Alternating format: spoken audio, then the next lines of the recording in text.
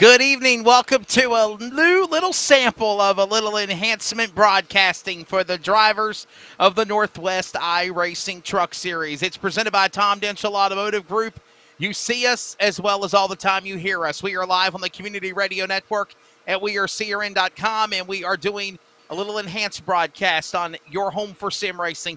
Just things to make things better and more exciting on LSRTV. Good evening, I'm Wesley Outland. Joined alongside is Samuel Dyer. Greg Rentz is having some type of mechanical, technical issues at home in Washington State, and then unfortunately he's not able to join us. Samuel, Phoenix, we see some exciting racing. As a matter of fact, you was a part of the finale of the Truck Series Championship race here last year. What do you think we're going to see tonight with these drivers in round 19 of the trucks at Phoenix? I mean, it's going to be survival. That is going to be one of the first things for these drivers to worry about. I mean, we saw on Monday a lot of quick and early cautions, but then we got a really long green flag run that really helped these drivers out to really extend and try some different strategies out. I think that's something we're really getting set up to see here tonight. But if we see a lot of drivers bringing out a lot of cautions, I'm wondering how the drivers are going to be working with all their strategies later on. I think that's one of the things we're definitely going to have to keep our eye on, watch, and stay on focus. Is look at what happened at Phoenix for the Cup race on Monday night. The last race they were there for the championship, there was 23 caution flags or cautions. So either these guys have either started to learn to play nice, or Samuel, they've got these right setups correct. And of course, very interesting here tonight. Could we have a lot of caution flags? Could it be a totally different spectrum than what we saw for sure? But one thing we do know, they're left counting tonight before we decide what 12 drivers will race for the playoffs. Yeah, with not counting tonight, we've got 2 more races to go. And honestly, the pressure's on for a lot of these drivers. Get into the top 12 is all on a lot of these drivers' minds, which means you need quality finishes here in these last 3 races. All right, we're going to go to on-track activity here in just a moment, but first our picks are in. Our producer's pick to start things off. Let's go with Charles Wooten. He is in the LSRTV production truck doing the video enhanced broadcast, making sure the audio is working good as well for CRN. And his pick for tonight is going to be in just a few moments, and he's going to unveil it. He's telling me his pick is going to be Jeff Stabnow. Jeff Stabnow, ride or die. He's going with Jeff Stabnow, the driver.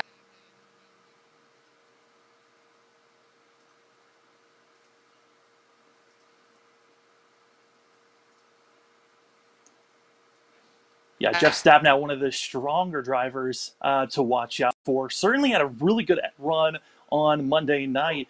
And honestly, he's hoping to continue to translate that over into that of tonight. All right, so Samuel, who's your pick? Who you going with? Who's going to be? Are you going to pick Jeff Stabnow? Who you got? Oh, no, I didn't pick Jeff Stabnow. I picked the guy who's been winning most this season. I went with Caden Anderson.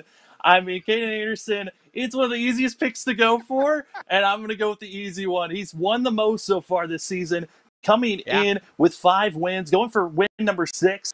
I mean, why not pick the guy who has been all season long?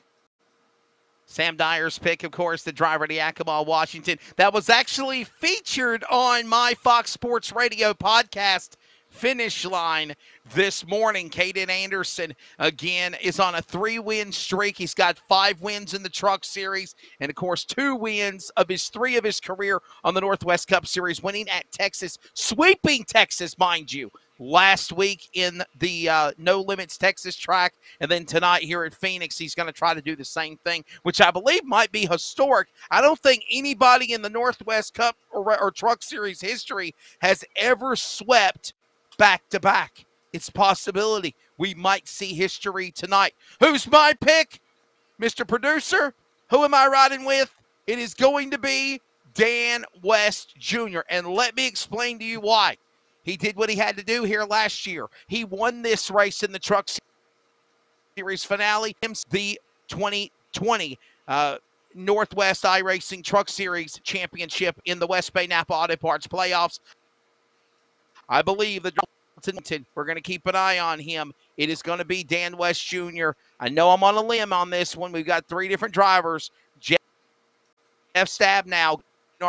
It is going to be Caden Anderson for Samuel Dyer, and I am riding with the defending Truck Series champion, and by the times this year, in Dan West Jr. We're going to take a quick break. The on-track activity as qualifying drivers meeting is going on. We give you the 411, the Team 126 Racing starting lineup, and so much. We're ready for coverage of the Copper World Classic 200 on LSRTV, your home for sim racing, and those that are listening on CRN.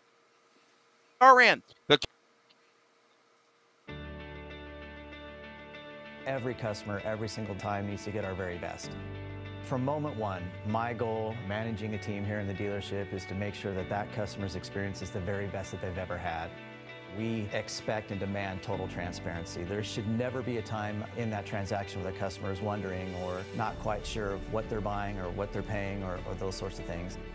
And having that transparency and doing things the right way is super important. Hey, it's Wesley Outland on the set of the Bull Ring on Speed 51 TV. But I also want to remind everybody that you can keep up with coverage of esports with the Northwest Cup and Truck Series, the American iRacing League, S&B Cup Series, and so much more on your home for sim racing, LSRTV. Of course, remember, you can watch it, and then you can listen to it on CRN, the Community Radio Network, at wearecrn.com. Check us out when you can.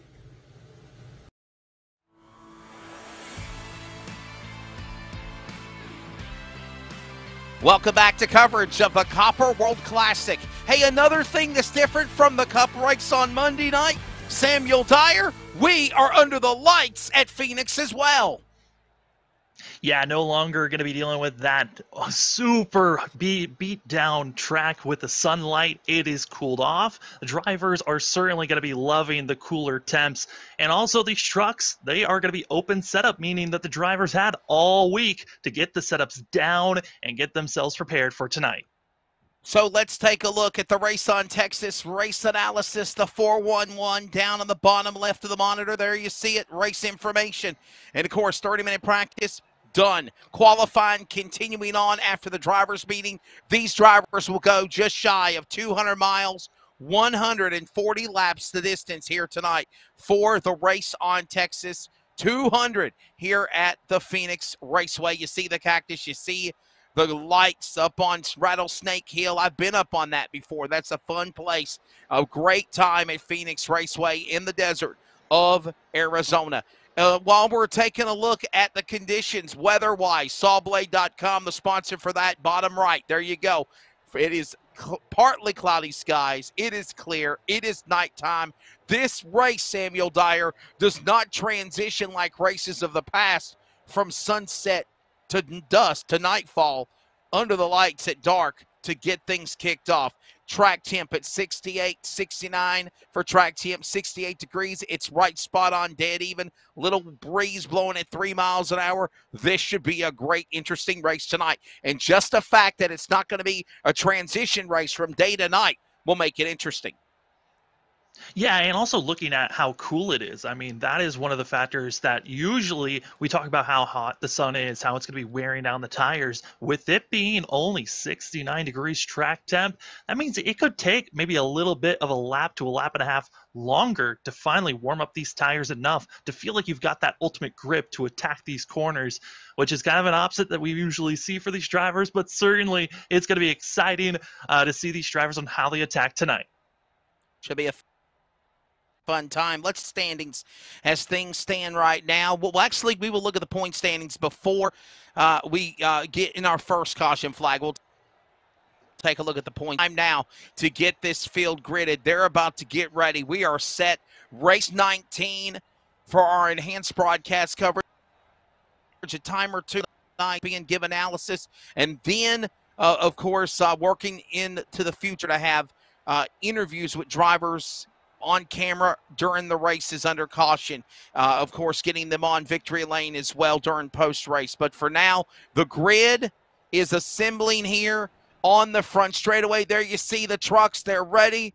Boy, what an opportunity for Toby Ritters. You see him on the outside of row number 1. And how about also Kevin Smith? Fire him up. The Team 126 Racing starting lineup here tonight at Phoenix. Of course, Hermiston, Washington, Kevin Smith. He is on the pole in the 00. Sean Brightsman on the outside of row number 1. The defending Cup Series champion, truck number 46. Row 2. Jeff Stabnow, he'll fire off third as Charles Pick. He'll be ready to go to the outside of how about it for Clifford. Man, Toby Ritter is probably one of the best starting spots he's had. He is going to fire off in the number 3 or number 4 position. Row 3 on the grid.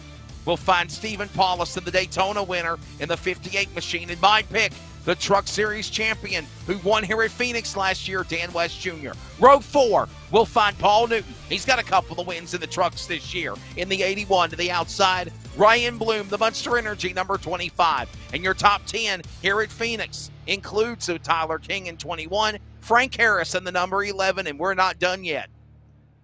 Absolutely not. Row number 6, we find that of Robert Gamble in the 54. To his outside, Dennis Moore in the 44. Dennis Moore, one of those drivers from the ARCA series. We'll see how well he could do. Row number 7, John Ottenbacher with that of James Vining going to be to his outside. And for a lot of these drivers, we saw Ottenbacher struggle slightly during Monday, hoping to rebound. Brian Reynolds going to be in row 8. To his outside, going to be that of Carl Burke in the 53.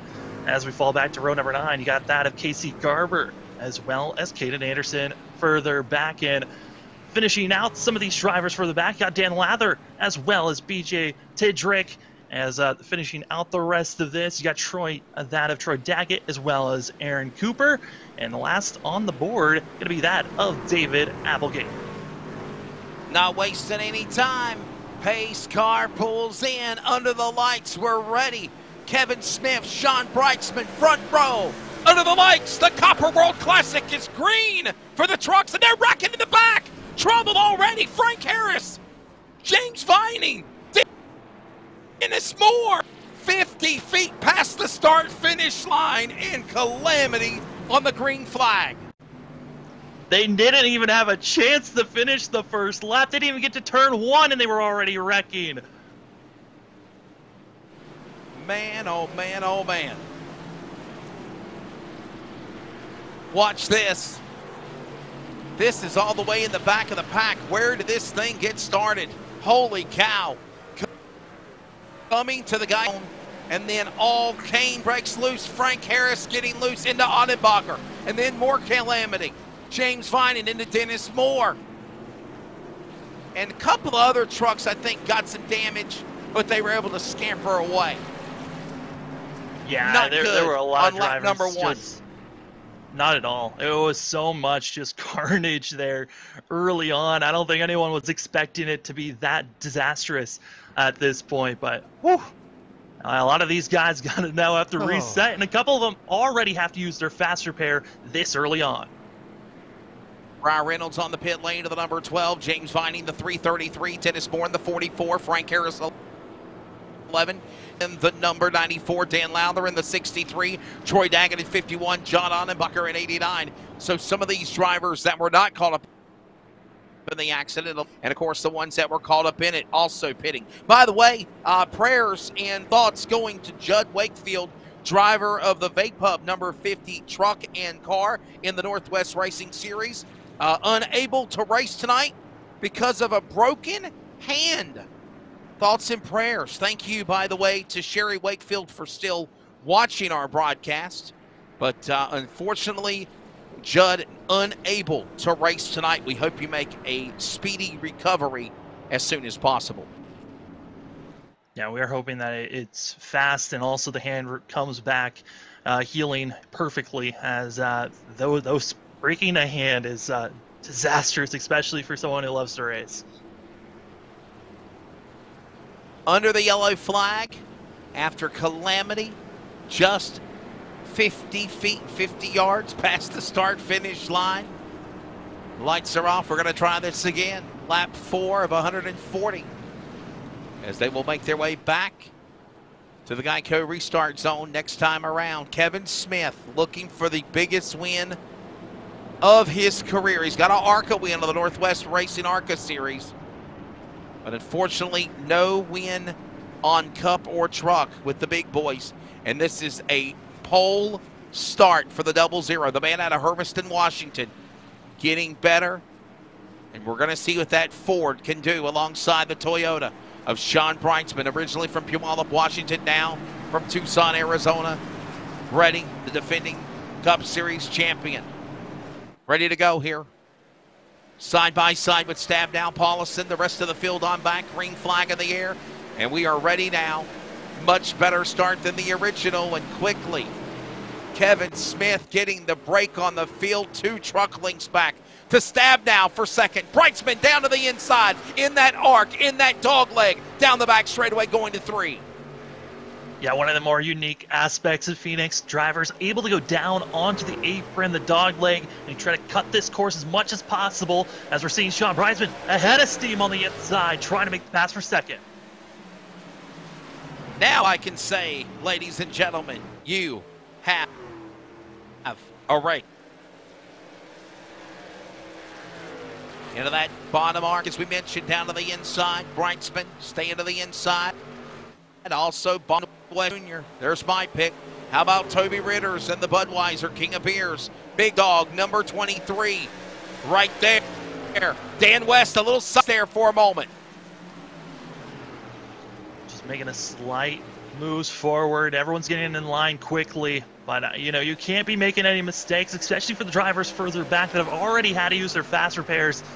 Got to be careful not to be making any type of move. But for Kevin Smith, what a charge for himself, and also for Clifford. Toby Ritters, he is doing a fabulous job in 5th position. Yeah, got to definitely be watching all that, taking care of that for sure. Down into the 3rd turn. Greg Rant's unable to be with us. He's having some type of technical issues with his equipment. Unable joining me on the booth tonight. Samuel Dyer was there. We actually had plans because of doing this enhanced broadcast with the special ideas of the camera and all the things we were doing to have a 3-man crew. Unfortunately, just not the case tonight to get things started. Kevin Smith out in front. Jeff Stabnow in that 2nd spot. There you see Paulison and Paul Newton battling there. Tyler King along behind him, and they're right behind the machines of Toby Ritters as they send it back to the 3rd turn, top 5. Paul Newton, one of the drivers that I'm most curious about here tonight. How well are we going to see this 81 run? We know Paul Newton is almost completely dominant whenever we go to road course racing, but it's always been the ovals where the 81 has been trying to learn and get better week after week, and right now trying to figure out how to get by the 58 of Paulison and doing a good job. And then behind him, you got that of Tyler King. King has been on quite a streak here in the trucks.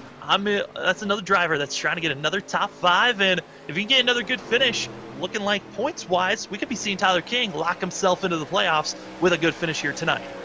And remember, down to the stretch, it'll be the penultimate race of the season next week.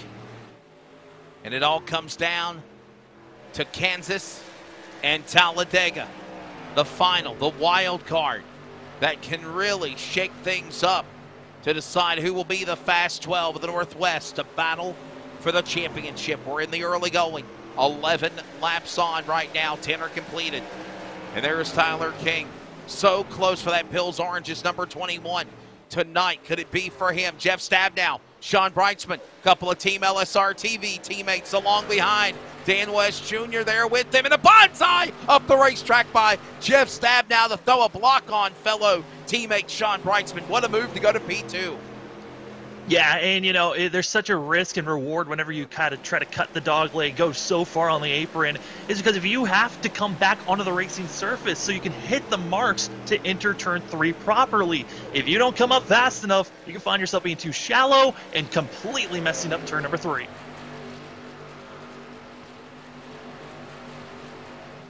Fun time here for those that are listening on the Community Radio Network. We hope you enjoyed coverage earlier this afternoon of, for the first time ever, Clayton Comets Soccer, high school soccer. Bruce Barrett and myself on the call.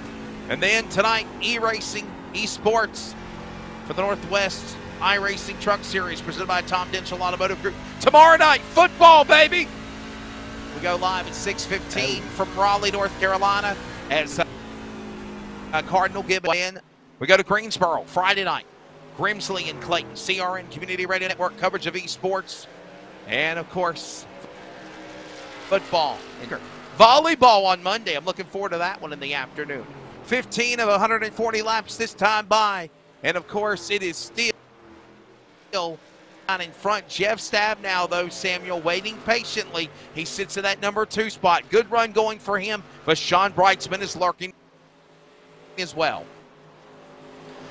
Yeah, and looking at this field currently and looking at how we're seeing some of the trucks cutting the dog leg, going onto the apron through turns 2, it's one of those spots where drivers can cut, try to be aggressive, but at the same time, unlike the cup cars, trucks are riding high enough where you don't get that rear end damage. On the cups, if you actually hit that going on the apron on the dog leg, you find yourself getting some rear end damage of messing up any of the cars at all. But for the trucks, they ride high enough and you can try to get aggressive, but there's still that loose sensation that every driver has to be aware of, transitioning from the racing surface down to the apron and then back onto the racing surface. 17 of 140 laps now. Again, the leaders working their way back around on the back straightaway. Still a lot of racing here left to go in the Copper World Classic. Under the lights here at Phoenix. Kevin Smith, Jeff Stabnow, Sean Brightsman, Dan West Jr., along with Toby Ritter's the top 5. And there you see him. There's Ryan Bloom. Ryan Bloom behind Caden Anderson in front of him. Also BJ Tidrick in the Superflow Days of Thunder Cold Trickle pink and white colors. Dennis Moore, after being caught up in the incident earlier on lap 1, hanging behind him. Casey Garber as well. All the drivers cutting their way through, and looking at all the drivers, you've got that of Gamble back in 14th and also that of Frank Harris. These are the drivers further back of the pack that are dealing with the damage, and also some of them having to be forced to use their fast repair, which I know a lot of them did not want to use their fast repair on the first lap of a 140 lap race. It puts you in a spot where you just don't feel comfortable later on in the race. You got to kind of change your mindset of, oh, I can be aggressive for these first 50 to 60 laps, then maybe think conservative, to I have to make sure my truck is in one piece by the end of the night. Now the Truck Series standings going into this race. I knew we said we were going to mention during the caution flag, but right now Sean Brightsman is the points leader, the defending Cup Series champion, and the man in the number 46. My pick tonight, Dan West Jr. is second. Charles' pick, Jeff Stabnow, is third in the points. And ironically, Samuel's pick, Caden Anderson, is fourth. Tyler King is fifth. By the way, the points differential is 27 back, Brightsman to West, 42 back, Brightsman to Stabnow. Then you've got 69 points from Stabnow to Brightsman. 70 points back to Brightsman. Then you have 104 points back from Tyler King to Sean Brightsman. Stephen O'Hare, Devin West, John Nonnenbacher, and Kevin Smith, Ryan Bloom, Robert Gamble, the top 12 on the outside looking in. Dennis Moore, Frank Harris, and here for Jared Wakefield, as again, problems for Judd Wakefield, breaking his hand. Unable to take a hit for him in the point, Samuel. Yeah, it's going to be a pretty big hit for that Judd Wakefield, especially because he was right around that bubble marker where if he had just a couple of more good finishes here late, could have been finding himself really making a late charge into our top 12. And with some of the drivers that have gotten wins outside of our top 12, it kind of makes drivers a little concerned on would they have enough points to move on compared to the drivers around them. Coming up on lap number 22, 23 laps completed now. As we see the leaders working their way, Caden Anderson, Dennis Moore, Ryan Bloom, followed by also Casey Garver, BJ Tidrick. They're there. Across the start and finish line, another lap. 140 laps to distance in this round 19 for the trucks, the Northwest iRacing Truck Series, presented by Tom Denchel Automotive Group, Samuel Dyer, Wesley Outland, Greg Ranson able to be with us tonight. Big Bird, Eric Cheney in the house of the chat box. Thank you. RGL Motorsports is tuning in. I do not own Phoenix, so I will be watching today. Thank you for at least joining us or listening. Those are as well on CRN, the Community Radio Network. Samuel Dyer, Wesley Outland here with you. Charles Wooten on the production chair. And we are closing in on 25 laps completed here next time by. Let's give you your full field rundown as it stands here in the Copper World Classic in the early opening laps. Kevin Smith leads. Jeff Stabnow is second. Dan West Jr. is third. Sean Brightsman is fourth. Toby Ritters is fifth. Paul Newton sixth. Tyler King is seventh. Stephen Paulus in eighth. Caden Anderson ninth. And Dennis Moore 25 laps in at Phoenix, the top 10. Then in 11th is where we find that of Ryan Bloom. Casey Garber in 12th. BJ Tidger going to be in 13th, with that of Ryan Gamble going to be in 14th. Frank Harris rebounding after his incident, going to be in 15th position, with Troy Daggett, James Vining in 17th. In 18th, we find that of Brian Reynolds. And in 19th, we find that of Dan Lowther and also Carl Burke in 20th. Aaron Cooper in 21st. 22nd, going to be that of David Applegate, and the only driver one lap down in 23rd position, John Ottenbacher. And one caution flag on the start of things. Calamity to get things started with several contenders like, of course, Dennis Moore, Frank Harris, or James Vining. And other than that, it has been a solid green flag run. And how about it for the man in the Ford 00, the F-150, Tom Denchel, Jegs. Tom Denchel Automotive Group, Jegs entry, Hermiston, Washington native, Kevin Smith. Sam, could tonight be the night? It certainly is looking pretty promising for that of Kevin Smith. And kind of looking at some of the previous lap times that these drivers have been putting down, it's been Kevin Smith who's just been consistently running anywhere from a full 10th faster to 100th faster, which is keeping drivers close, but doing a great job as this 00 staying out front, and the gap is now a little bit over 1 second. There you see Smith working again on turn 4, back down to the start-finish line. There's a couple of teammates for Jeff Stabnow, Dan West Jr., back to turn 1 and 2. A Ford and the Chevrolet, their team, the bunch of West Racing. Stabnow throwing the block right there in front of the chicane on Stabnow on West, but Dan West Jr. trying the crossover down row 3 and 4. Going to be having that much higher entry, getting a better exit, hoping was the 24, but it's Dan West Jr. who just had the better launch for the 55 and cruising on the inside. We're seeing both your pick, Wesley, and Charles's pick, but my pick, he's only back in 10th place. Caden Anderson, he is trying to figure out himself right now, but up front, got to be loving the LSR drivers up front, running well in second and third position, and they're slowly chipping away at that lead. The lead has dropped to less than a second. Kevin Smith's got to be careful. Dan West Jr. is coming with some speed. Certainly coming with a lot of speed right now. And Jeff Stabnow going right back to the whip on it is again. Here they come. Look at that angle, top 5. There you see it. What a performance, man. I'm telling you, Samuel, could tonight be the night for Kevin Smith. What a strong run in truck 00, as he is the top dog, if you will. Yeah, I mean, for Kevin Smith, it has been all year long development. If not, you could throw in last year as this 00. It has been a lot of hard work that he's been putting in. At the start of the season, it was just trying to get your toes wet, get a little bit more speed. Then throughout the season, you started to see poles coming in for the 00. I mean, coming into this race, that of Kevin Smith had 2 poles. He was coming in tied for second with the most poles, and he was yet again his third here today, now defined as the third fastest driver getting poles down.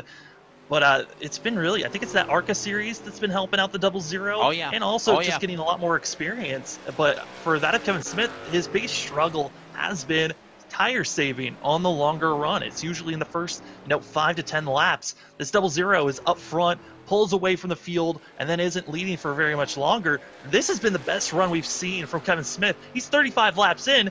Yes, we're seeing Dan West Jr. catching him, but he's still out up front leading this thing, catching up to lap traffic.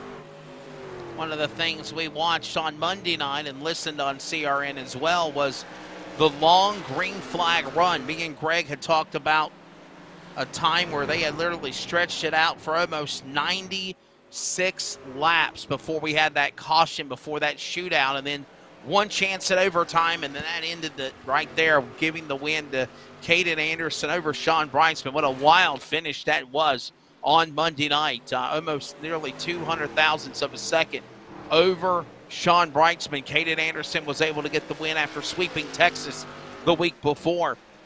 And we're seeing ourselves after a wreck just past the start-finish line to get things started here at Phoenix. Long green flag run. Let's see here. We've probably been under about, 33 laps at speed now? 33, 34 laps?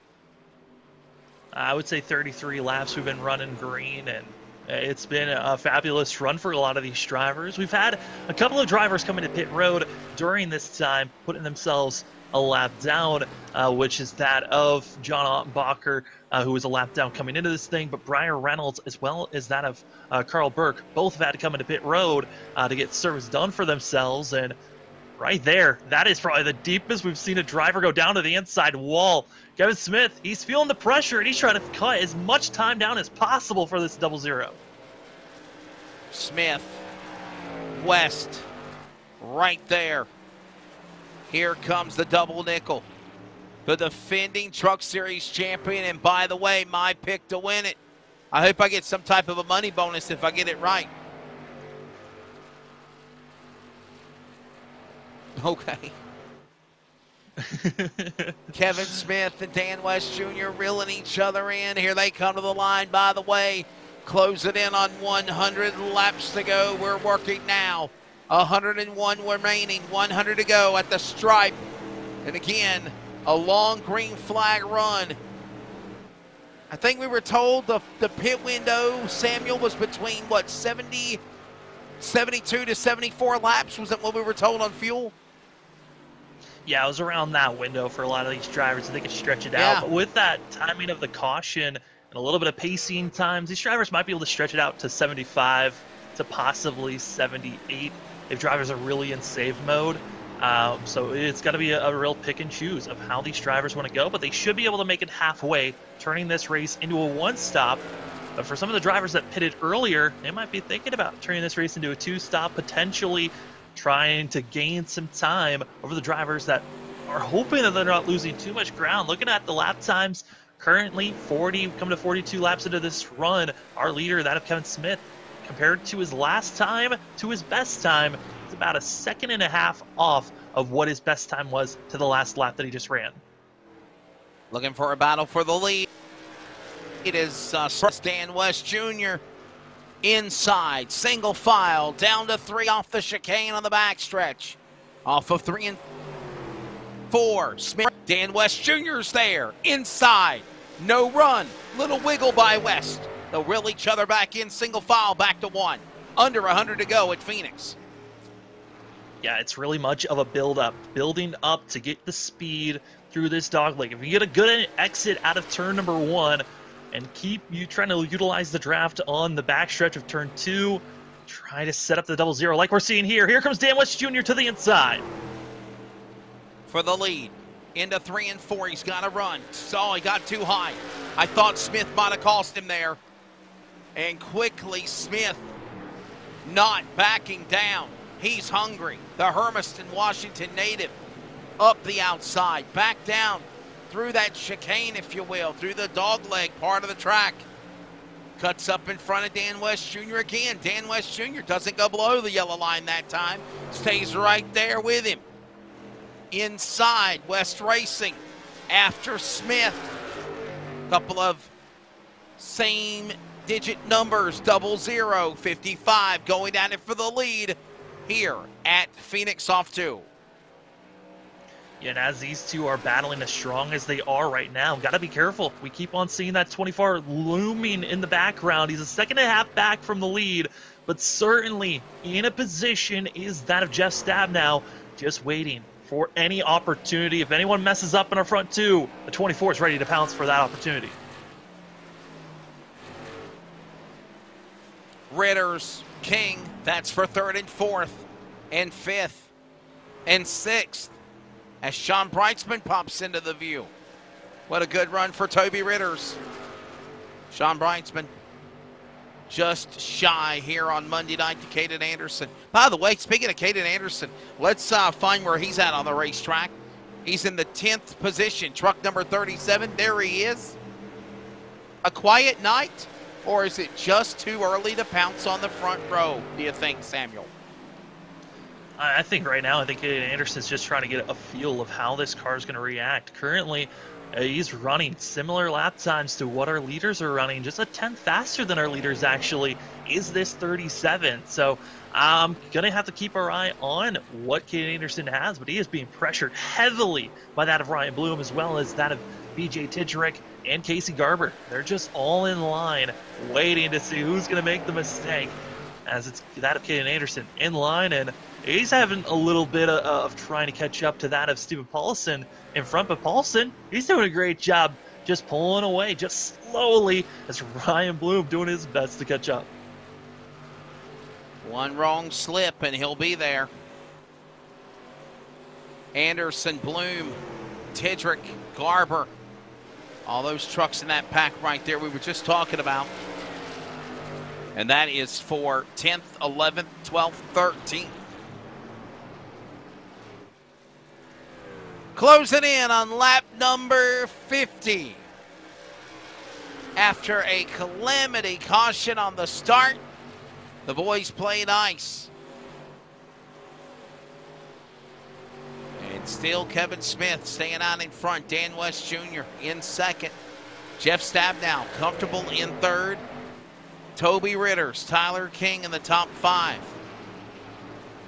Followed by Dennis Moore, Sean Breitzman, Paul Newton, Stephen Paulison, Caden Anderson.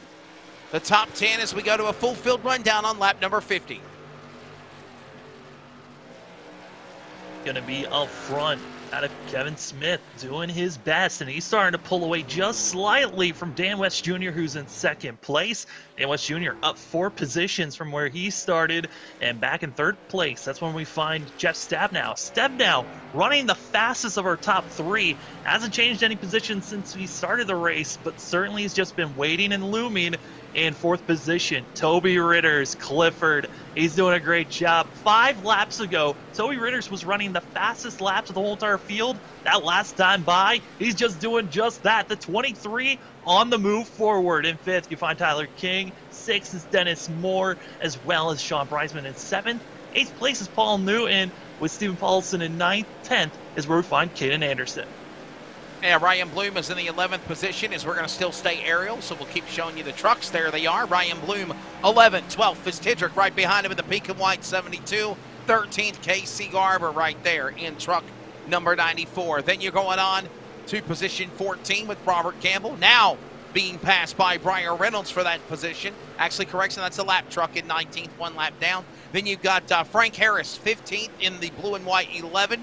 The aerial views presented by All-American Pools. Then it's Troy Daggett in the 51 right there along with John Ottenbacher, another lap truck. 51, Troy Daggett, there he is. James Vining, the Catman, one of the trucks involved in the accident in the early going. The red 333, there he is. Followed by Aaron Cooper, and he's deep in back off turn 4 in truck number 71. Or the back straightaway, my apologies.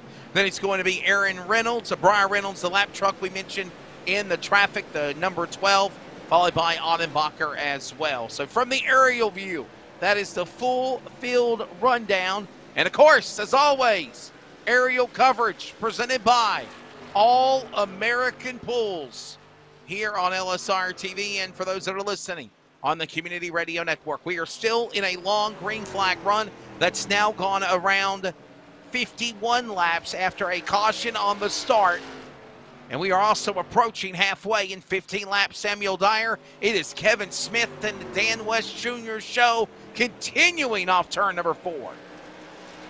Yeah, I think we're looking for pit stops to happen in the next 20 laps, which, looking at the lap times that our drivers have been putting down the last last 10 to 15 laps, I've been thinking about it. I mean, with the cooler temperatures, I think drivers that are further back might have been saving their tires similar like they were doing on Monday night. And now that they're pressing harder, trying to put more grip on the surface and go as hard as they can, they're realizing, maybe saving isn't the best option with how cool the track is, because you're not burning it off as fast as you were on Monday. Another question I've got for as well is, do you think they also can just do 2 stops? Could you think they're working to halfway, and then if they get to halfway, they can go for the second half unless we get the late race caution, kind of the strategy that we saw by the Cup teams on Monday night? Yeah, I think that's exactly what they're aiming for. Get past halfway, get to 72 or even lap 75 of that matter. They should be able to get to 73 and 74 on lap times, but it's going to be a factor of if you cannot get to lap 70, this is turning into a 2-stop race, even with the pacing that we had for that first lap. And for that of Dennis Moore, as well for that of Casey Garber, those drivers actually were able to come back into pit road because they were involved in that first caution and incident. They were able to come in, top off, get some fuel, and they're going to be trying their best to stretch it out just a little bit further than everyone else to make sure that they are good to turn this race into a 1-stop if we stay green for the rest of the way. And the battle of cat and mouse continues between Kevin Smith and Dan West Jr. Inside, open the door. West inside, here he comes. Smith, we saw this happen earlier. Is he got more opportunity now? No, outside will still work for Kevin Smith. Inside, whole shot. Give it now to West on the inside, back to 1. He might have the advantage now as they go into the dog leg off 2. You see Dan West Jr. going as low as he possibly can, almost brushing the inside wall, trying to cut the track even more than he could possibly do. But that turning his entry into turn 3 drifts him a little bit further than he wants to be, which is now giving the shot to Kevin Smith to fight back. But the launch out of 3, too strong. Dan West Jr. has the lead, and he's now his goal, pull away as fast as possible.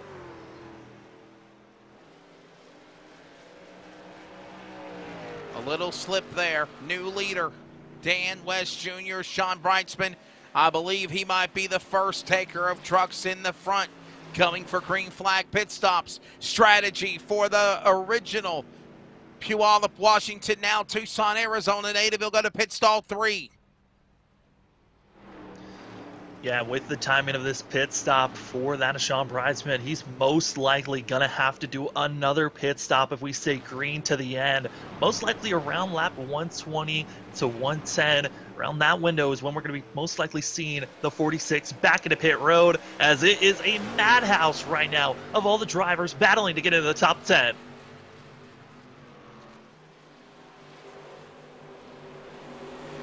Off of 2. Look at this big battle now heating up off of turn 4. And we're also going to see green flag pit stops begin to cycle. By the way, Sean Brightsman falling back to 19th, 1 lap down. And look at this, as a friend of mine, Jimmy Spencer, would call the snake's patch, going on into the corner into 3. Big gaggle of traffic with Garber, Ryan Bloom, Briar Reynolds, BJ Tidrick, Stephen Paulison, all there behind Caden Anderson. Anderson making a run into the top 10. He's in 8th now. Yeah, Caden Anderson up 10 positions from where he qualified at the start of the race. And right now, watching Casey Garber trying to make the pass, moving up into 9th position. But they're trying to go 3 wide behind that of Garber, as you're trying to figure out where they want to go for themselves. Still hard racing, as that's the 12 of Briar Reynolds, who has unlapped himself and is trying to make sure he is the first car on the lead lap. So if there is a late caution, he knows he's still on the lead lap. Off of turn number 2, here we go again. Some trucks brave enough to go below the yellow line on the dog leg or the chicane. Others will stay on race course and not chance it. And the reason why, Samuel Dyer, is you will have a chance of upsetting your truck if you're not careful. Yeah, we've seen it when the drivers transition from the racing surface, just like this. There's a little bit of that bump and bobble, or if drivers are not careful, and the same bump and bobble happens when you move back up onto the racing surface.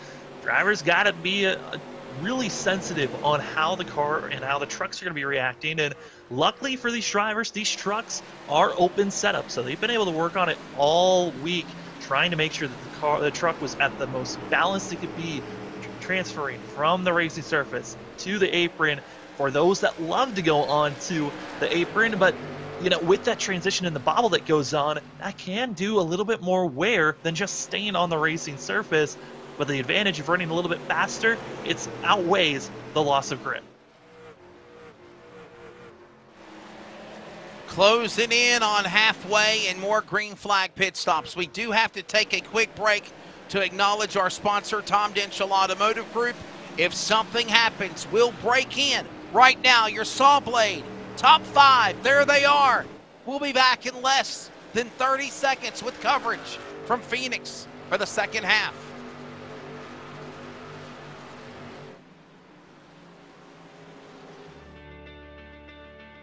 Every customer, every single time, needs to get our very best. From moment one, my goal managing a team here in the dealership is to make sure that that customer's experience is the very best that they've ever had. We expect and demand total transparency. There should never be a time in that transaction where the customer is wondering or not quite sure of what they're buying or what they're paying or those sorts of things. And having that transparency and doing things the right way is super important.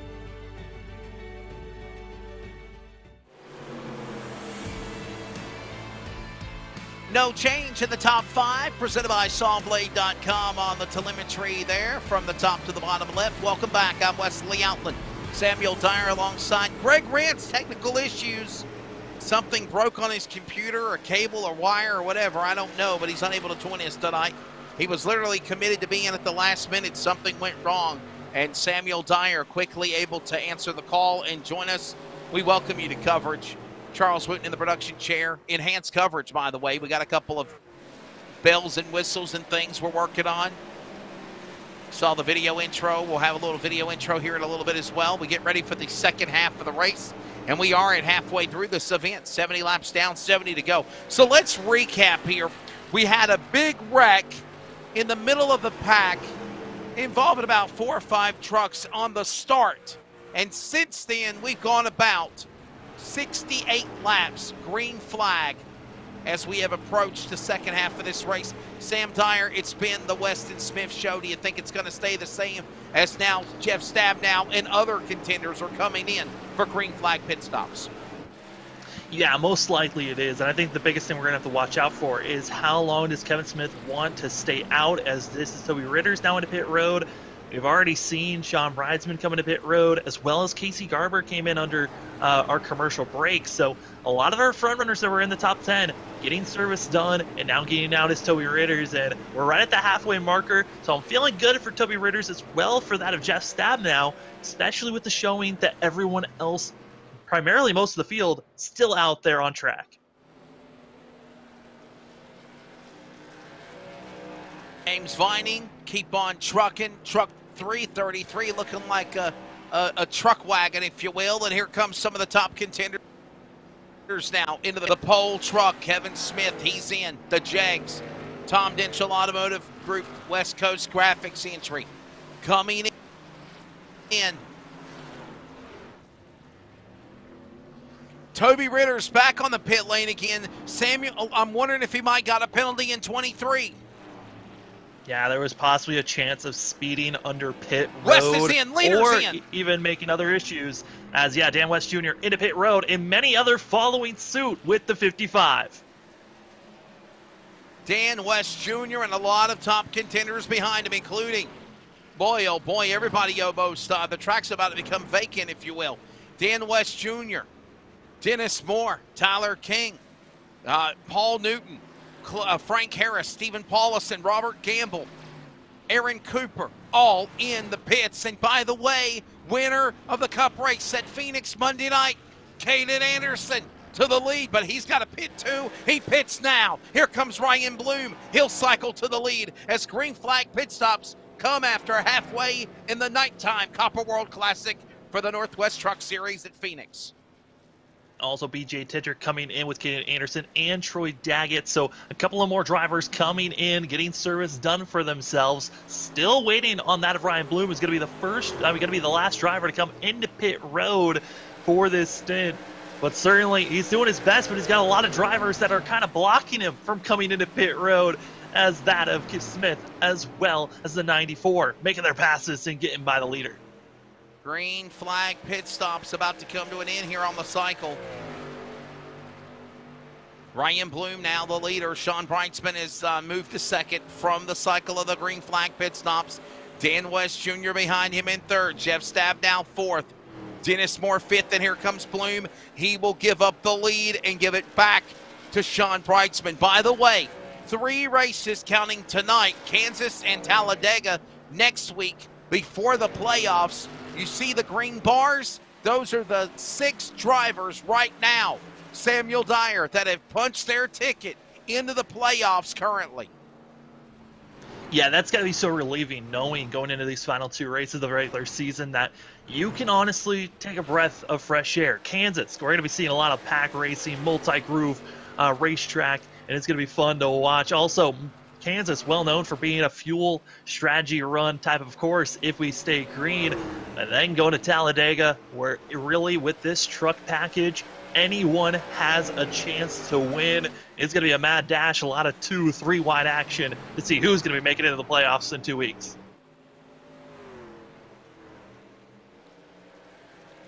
Working their way back into the back straightaway into turn number 2 to 3. Sean Brightsman, Dan West Jr. By the way, Dan West Jr. is 2 trucks back. There's lap trucks out behind the leader. Sean Brightsman looking for his 3rd win in the trucks. It would be his 11th top 5 and 15th top 10 if he pulls it off. Right now, 15th start. Sean Brightsman is the points leader over Dan West Jr. And right now, ironically, it is Sean and Jeff. Top 3 in the points, Samuel Dyer, are the top 3 on the racetrack right now. Yeah, I mean, Sean Brightsman's been Mr. Consistent. He's got the most top 10s, most top 5s with his 2 wins. He's been doing great for himself, but Dan West Jr. wants the lead back. Fresh rubber and the 55 side by side for that of Brightsman. Coming out of turn number 3. For Dan West Jr., his goal has to be just find the consistency at each course you go to, and a win, why not get it done? He has been really the driver that has been topping everyone else besides that of Kevin Smith, and for that of Smith, he's got a lot of work to do for himself if he wants to get back up front. Certainly got a good run going for him. This racing continues on. Look at that massive wreck at the start. And since then, it has been a perfect green flag run for almost 77 laps. Caden Anderson, Briar Reynolds lap truck on the outside. Caden Anderson now into the 10th position. He's climbing. He's up to 8th right now. The man that's got the most wins on the season, Sam, he's got 5 in the number 37. The driver out of Yakima, Washington. Yeah, 5 wins coming into this race, looking for win number 6. Caden Anderson, I mean, we've seen him do it already in the Cup Cars Monday night that he can win here at Phoenix. But tonight it's going to be a bigger task for himself. He is pretty mired back, pretty far back currently. It's going to need a caution if the 37 wants a shot to get into this thing. But Caden Anderson, he pitted on lap 75, excuse me. And 75, it's a good window. That's going to be having some of the freshest rubber of the drivers in front of him. But he's got to be patient and make sure that the rubber can stay consistently faster than everyone else. He doesn't burn off the fresh rubber that he just got immediately, so he's got nothing to show later on.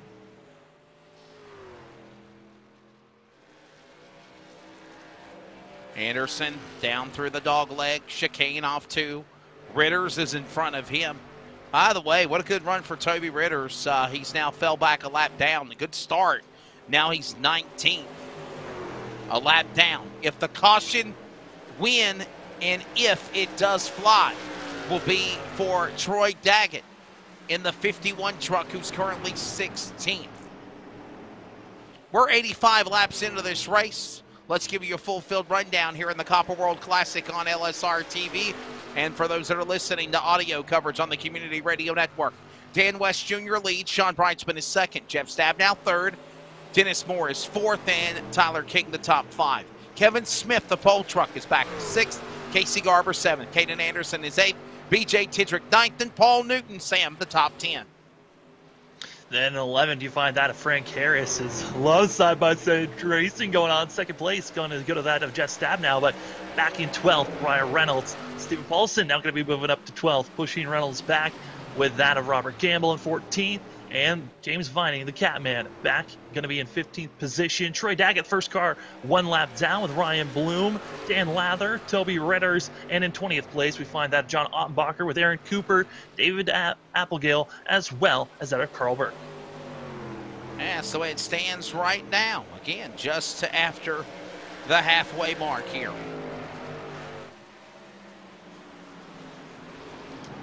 Just 90 laps now about to be put up on the board here. I mean, we're way past halfway. What a show it's been. Dan West Jr., Jeff Stabnow, Sean Brightsman, Dennis Moore again.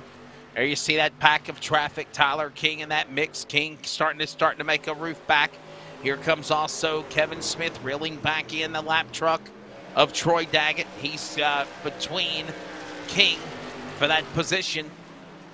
That would be on the racetrack for the top 5. Smith and King for 5th and 6th. Lap truck in the way of Ritters. And down to the inside. Oh, Court Daggett, my apologies.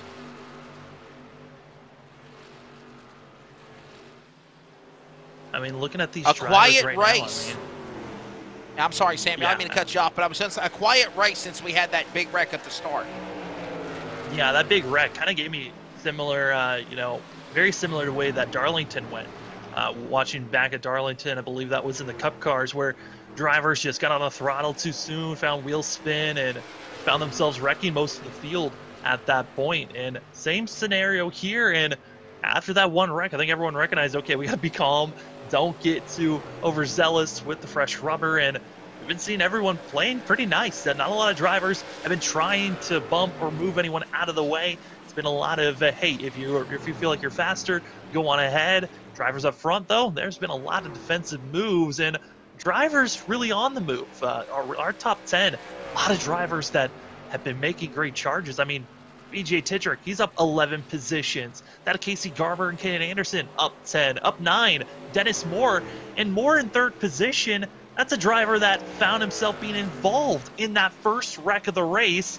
Had to use his fast repair early on, and now he's trying to get a podium finish here today as he's right on the back bumper of that of Jeff Stabnow.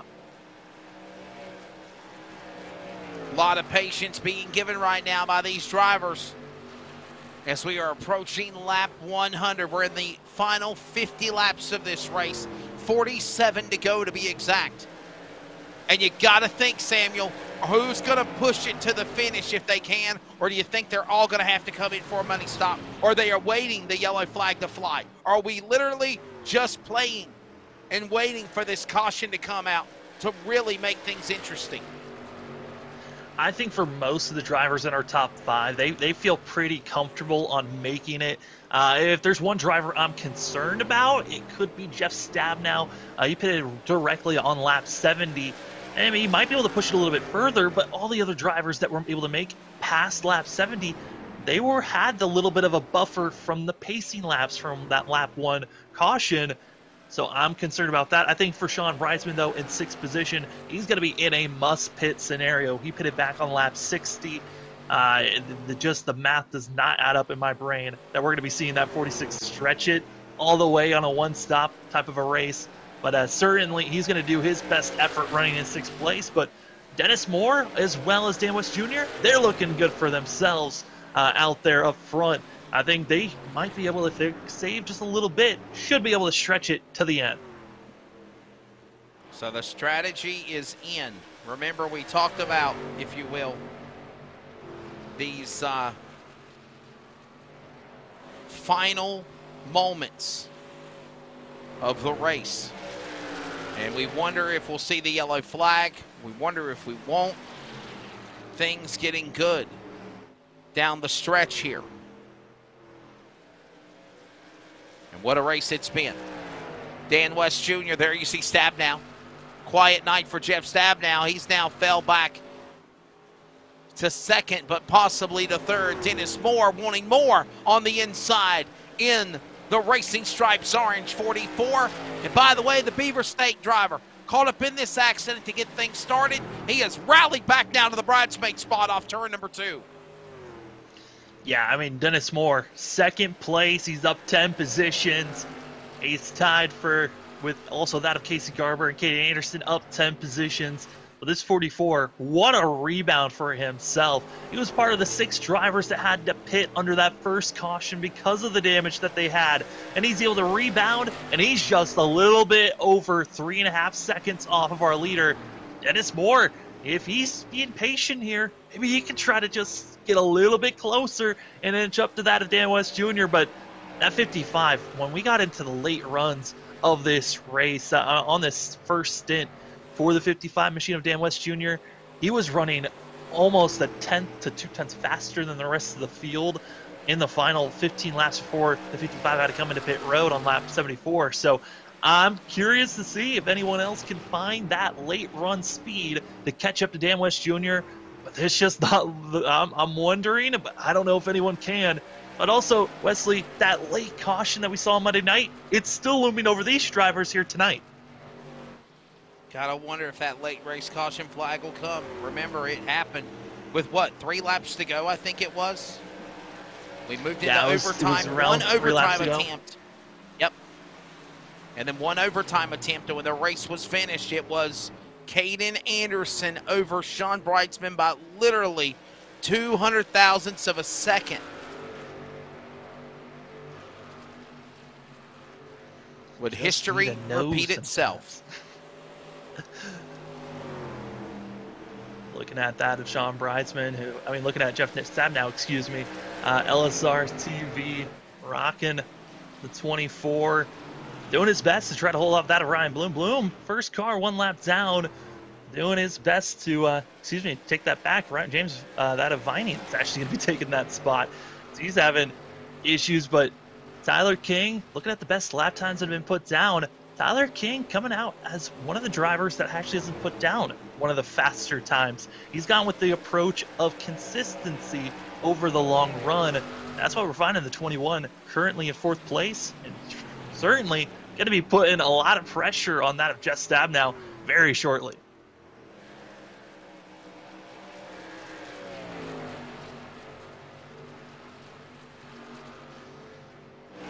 Under 100 laps to go, and pretty much calm racing going on, honestly, all over the track. I wonder if that big wreck scared them. As Robert Campbell now, or actually Brian Reynolds, having John Odenbacher reel into him. Odenbacher 1 lap down. Brian Reynolds is 1 lap down. They're both battling for position. That is 18th and 19th. And we got a caution. Yellow flag. Trouble. Dan Lowther. The number 63 one of the drivers, Ford. He was one of the drivers further back and actually just come into pit road to get service done for himself. And oh, man. Well, this really just threw the whole pin party. Wow. And for 100 laps, it was looking good, but you can see there, I'm wondering, the way that his car spun around on the entry of that corner, I'm wondering if maybe he actually shifted down on the entry of that corner. Just the way he snapped around was such an odd place, but he obviously got loose on the entry, self-spin. We're on board to see what exactly happened to the 63 machine through the corner. Well, he certainly put the pin in the party hog now, for sure. With 35 laps to go, I believe everybody after this replay coming down to the pit lane, and they are doing just that. One more look on board, Dan Lowther. Listen to that. Woo! What a move. Tyler King, Ryan Bloom right in front of them, and they saved it. And pit road is open, Yeah. Sam Dyer. This could be the money stop. It is open, and it is being utilized as that of Dan West Jr. in pit road, trying to get service done, get out there faster than everyone else. And it looks like he'll get it done. Jeff Stabnow tries to sneak his way through. I'm wondering, I think he did do it. Jeff Stabnow stealing away second out of pit road. Wow. A quick commercial break. Lengthy commercials. Understanding that Frank Harris did not pit. The Ford Super Duty number 11. Another truck that was caught up in the accident. Now, the leader, he did not pit. An extended break, and we will come back from Phoenix. A wild 33-lap shootout awaits. Every customer, every single time, needs to get our very best. From moment one, my goal managing a team here in the dealership is to make sure that that customer's experience is the very best that they've ever had. We expect and demand total transparency. There should never be a time in that transaction where the customer is wondering or not quite sure of what they're buying or what they're paying or those sorts of things. And having that transparency and doing things the right way is super important. Hey, it's Wesley Outland on the set of the Bull Ring on Speed 51 TV, but I also want to remind everybody that you can keep up with coverage of esports with the Northwest Cup and Truck Series, the American iRacing League, S&B Cup Series, and so much more on your home for sim racing, LSRTV. Of course, remember, you can watch it, and then you can listen to it on CRN, the community radio network, at wearecrn.com. Check us out when you can.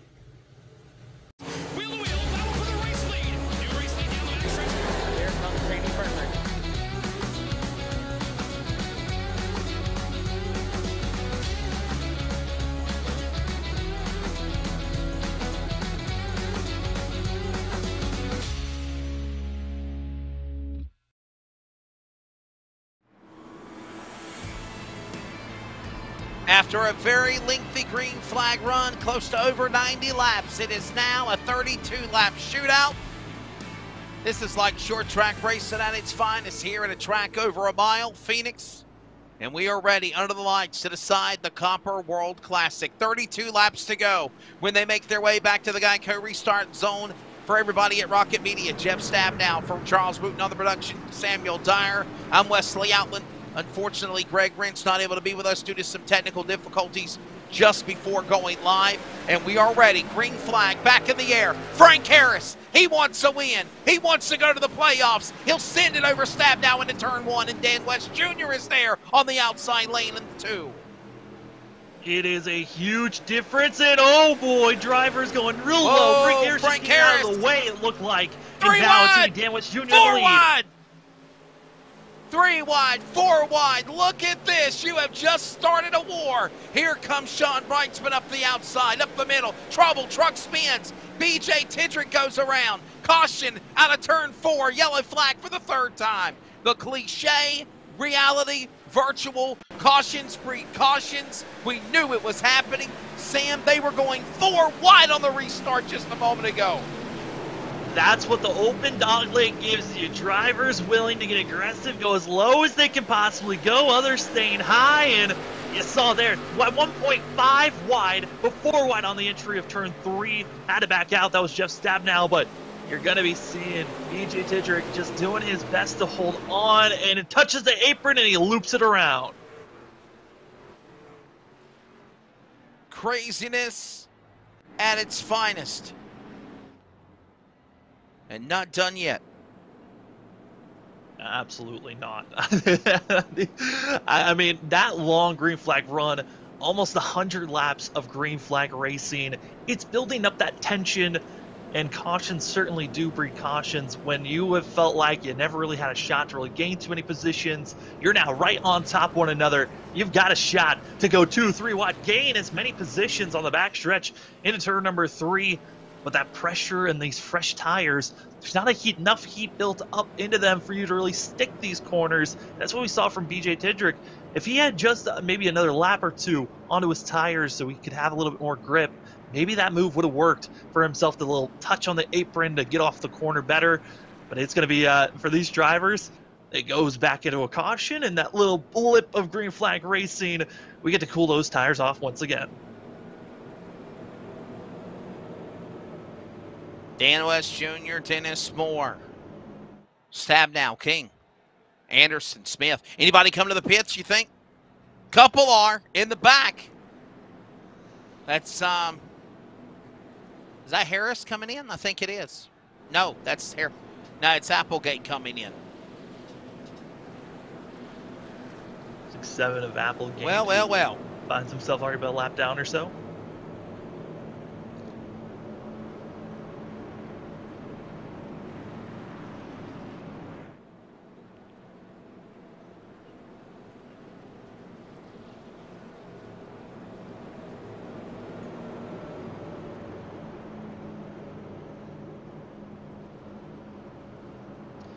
As drivers getting stacked up, lights are still on. Your top 5 going to be that of Dan West Jr., Dennis Moore, Jeff Stabnow, Tyler King, Caden Anderson. Your top 5 with that of Kevin Smith, Sean Breisman, Paul Newton, Casey Garber, and Stephen Paulson. Going to be your top 10. Wesley, drivers certainly, the pressure's on to have a good run here. We touched on it earlier in the broadcast, how playoffs right around the corner and you need a good finish. Some of these guys up front, they know they need to have a good run. Yeah, I mean, it's the clock's ticking. You know, like I said, we're literally in this last race, the penultimate race next week at Kansas in Talladega. We got to lock in the Fast 12 for the Northwest Cup Series playoffs and the Truck Series as well. And it's pressure time. The bottom line, you're looking on the scoring ticker, you see 6 green bold boxes. That's it. Those 6 drivers, they know whatever goes on. They know they're going to the playoffs projectedly. But if somebody could pull an upset like a Tyler King or Dennis Moore or Frank Harris like we just saw, gambling, they could punch their ticket in as well. And it should be a fun, wild final 26 laps when they come back to the Geico restart zone.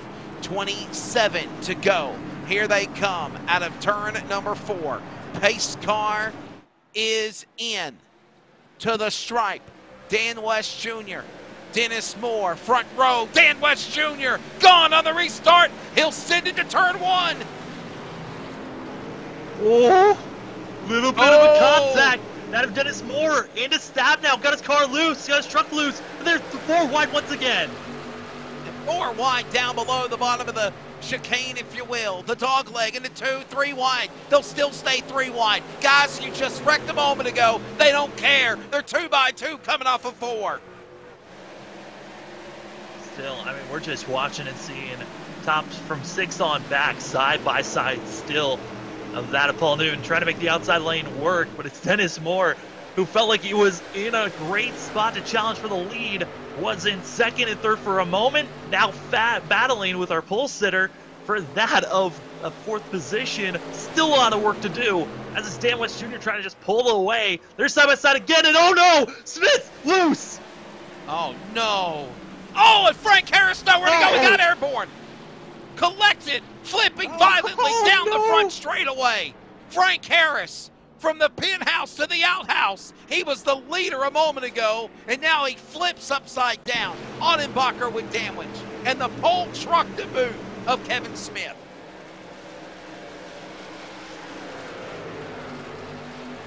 Wow, what a tough break. I mean, right now for Smith, he's on the outside. He's trying to get on the throttle sooner so he can get a run, but he just gets so loose from getting on the throttle too soon.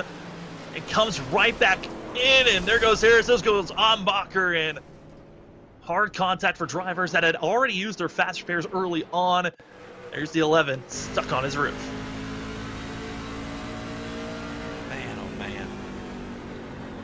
I mean, what a tough break. Oh. We're on board with Frank. And we'll pause and rest our voice. Listen to this, the super roll, one of the wildest esports flips I've seen in a while on the Northwest Truck Series. We rest our voice. Here comes this calamity for the 11. And again, before this wreck, he was one of the guys in the lead. Watch this, listen.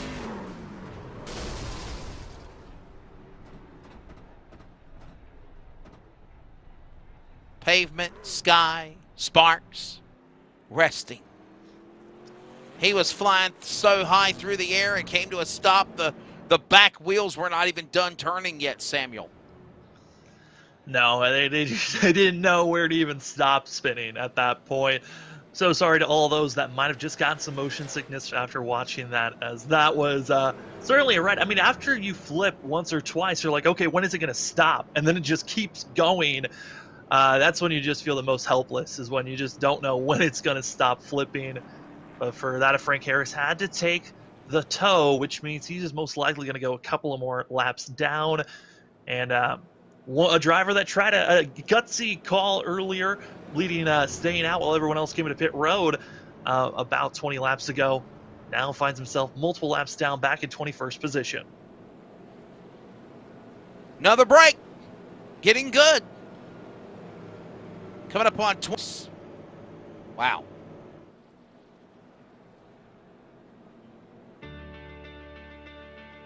Every customer, every single time, needs to get our very best. From moment one, my goal managing a team here in the dealership is to make sure that that customer's experience is the very best that they've ever had. We expect and demand total transparency. There should never be a time in that transaction where the customer is wondering or not quite sure of what they're buying or what they're paying or those sorts of things. And having that transparency and doing things the right way is super important.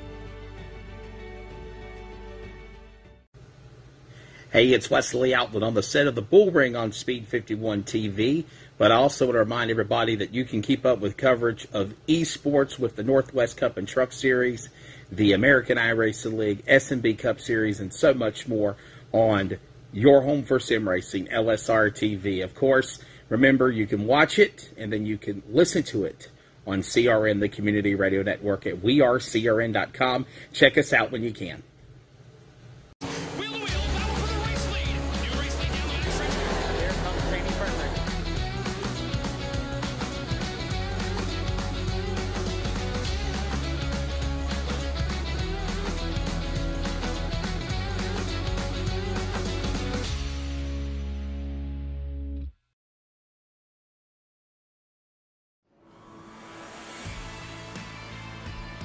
"20 laps to go when they come back to the restart." Welcome back to coverage, LSR TV. Enhanced coverage, Community Radio Network. Sam Dyer, Wesley Outland here with you. And we are ready to re-rack them and restack them. We've had 3 consecutive cautions after an almost 85, 90 lap green flag run after a calamity on the opening lap into turn 1. And since then, with 20 laps to go, it is getting good. Couple of Team LSR TV teammates on the front row. Defending Truck Series champion, my pick of the night, Dan West Jr. brings them back to green. Charles, our producer's pick. Jeff Stabnow in second. Can you say hungry for Stabnow? He wants to win, Samuel. He's in second. And Tyler King licking his chops with, of course, Dennis Moore and Sean Brightsman, your top 5 to 3. And drivers certainly are loving the fact that they are still so close to one another on these restarts. You can make some very gutsy calls and moves, as right now, Jeff Stabnow, he's on the go, and he is right on the back bumper and trying to make the move forward, but you see further back, it's Sean Brightsman giving a little bit of a bump to the 44 of Dennis Moore, moving him out of the way. It's going to be Sean Brightsman up to 4th. 20 laps to go.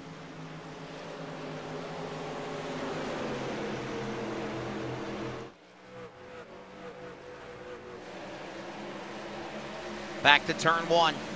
Look at him inside. Here we go. Into the corner. And there's Caden Anderson. Dennis Moore behind him. Garber is there up the racetrack. Paulison. Moore. Back across to turn 3.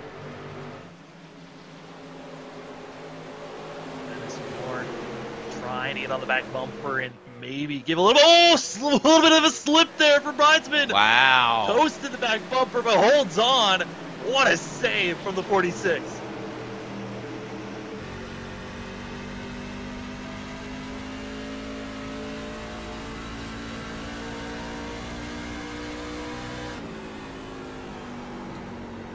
On board, Sean has Breitzman. been wheeling it.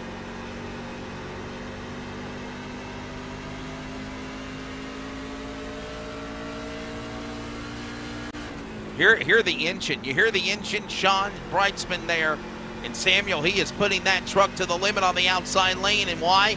He's got Caden Anderson, the winner Monday night, to his left as they rock and roll through the dog leg.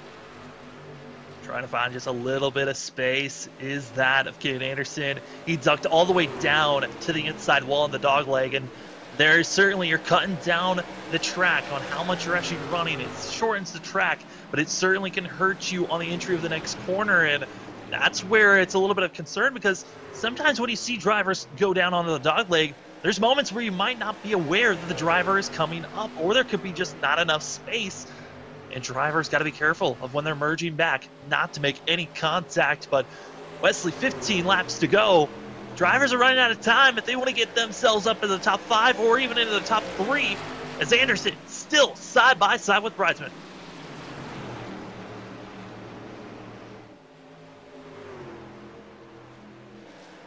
Three wide for a moment. 14 to go. 3 wide again. Anderson is there inside Garber. Couple of white and black trucks there on the inside. Chevrolet Silverados battling Toyota of Breitzman. He'll go to the inside. Driver left to Garber. Garber up in the safer wall barrier. Crunkled rear back turn 1. Battle 13 to go. And while that goes on, West leads as they hit turn number 3. West just continues to pull away every single lap. It's now up to 7/10 is the difference, and it just continues to grow as we're seeing that of Jeff Stabnow doing his best. But on board currently, I mean, for the 24 team, he's done everything he can. It really looks like for Jeff Stabnow, he put all of his eggs in the basket to be as fast as possible in those first 3 laps of this restart.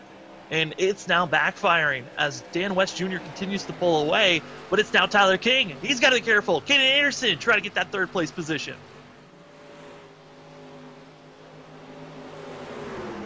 Time to go and go now.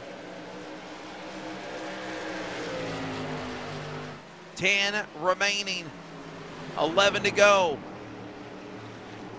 Up the outside is Garber. Anderson is there. This is the best battle on the racetrack. Cat and mouse now game with Tyler King in front of them.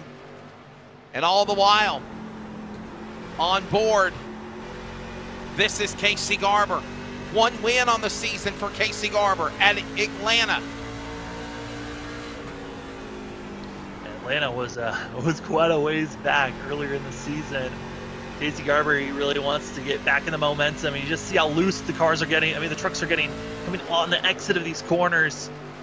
Got to be gentle, getting back onto the throttle, ease back into it. As if you just slam down that throttle pedal, you're going to be finding yourself wanting to see that car turn more into the inside wall. You're going to be working the wheel all night long. But for that of Caden Anderson and for Casey Garber, both up. For that of Caden Anderson, up 14 positions from where he started. Casey Garber up 12, showing, hey, they might not have had the qualifying run they wanted, but certainly the race pace, they have moved their way forward. Both aim to get a top 5 finish here, unless Sean Breitzman says otherwise. 46 still hounding the 94 of Casey Garber and doing their best here. Wesley, the laps just continue to tick away. Final laps. 8 to go. You know who my pick was, right, Samuel? Yes, sir, I do. The man who just continues to pull away from the field right now, Dan West Jr. And, you know, I didn't say it to anyone else, but I put Caden Anderson as my number 1 pick, and now I feel bad that I put Dan West Jr. as my number 2 pick. I said if Caden Anderson did not show up here tonight, I was going to pick Dan West Jr. I made the wrong call for the winning pick, but, man, all 3 of our picks have actually done very well here tonight. They certainly have. Very impressed with all of them.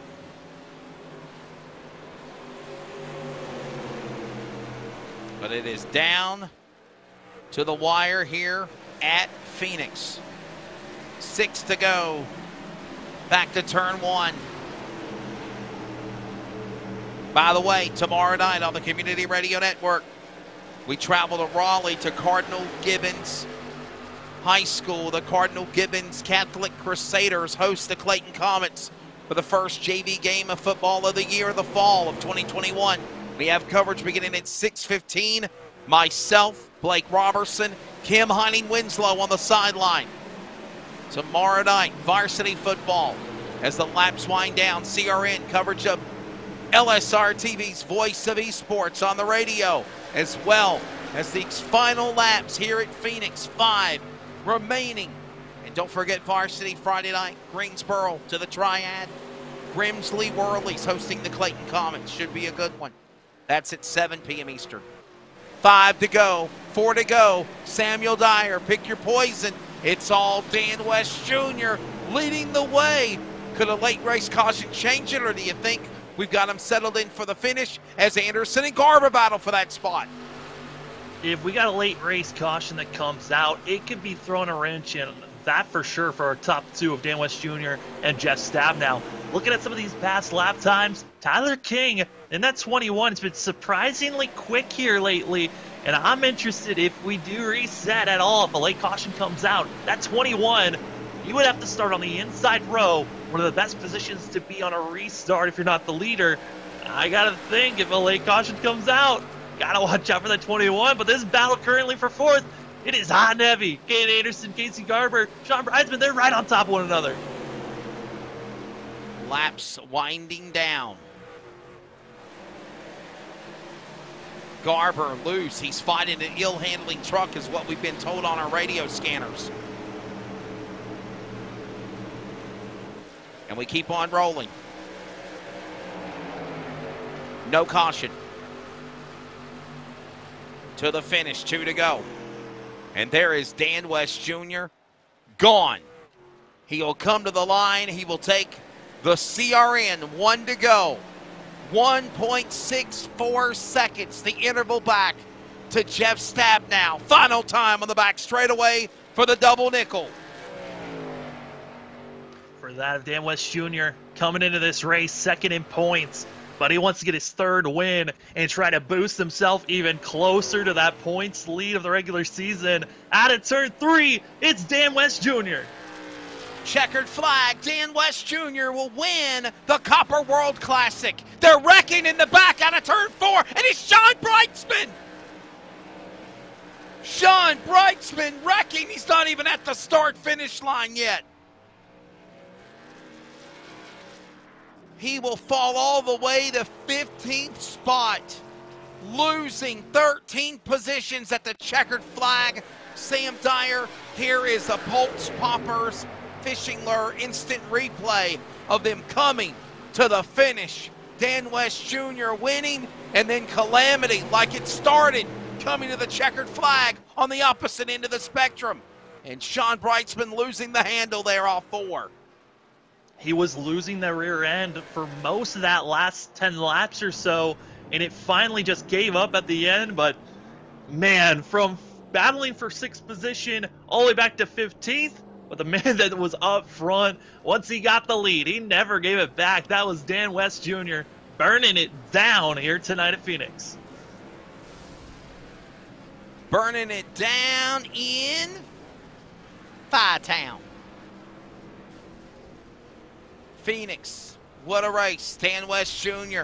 upside down in the Northwest High Five salute. And they're all piling in. Got trucks upside down. Oh my goodness, Dan West Jr. just got sent into orbit into turn 1. Oh. Let the celebration begin. Oh man. If we ever went to a real race and this broke out, we'd be in trouble, Samuel. Oh, there would have to be waivers for every single person in attendance and the drivers. Oh,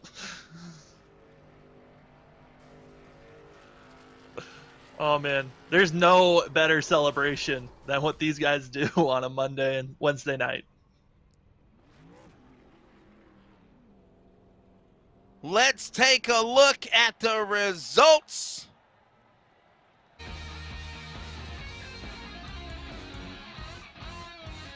Dan West Jr. getting it done over almost a second and a half on Jeff Stabnow. What a run for Jeff Stabnow. Being consistent. He was hungry. He was trying hard, but he'll have to settle for the number 2 spot tonight at Phoenix. Tyler King, good run for him. 3rd. Casey Garber 4th. Caden Anderson not going to make history and sweep 2 weeks in a row. He will settle for 5th. Dennis Moore 6th. Paul Newton will finish 7th. BJ Tidrick 8th. Stephen Paulison 9th. And Troy Daggett, the top 10 here to finish it out unofficial, pending any type of penalties or DQs or anything in post-race. That's the top 10 here at Phoenix right now.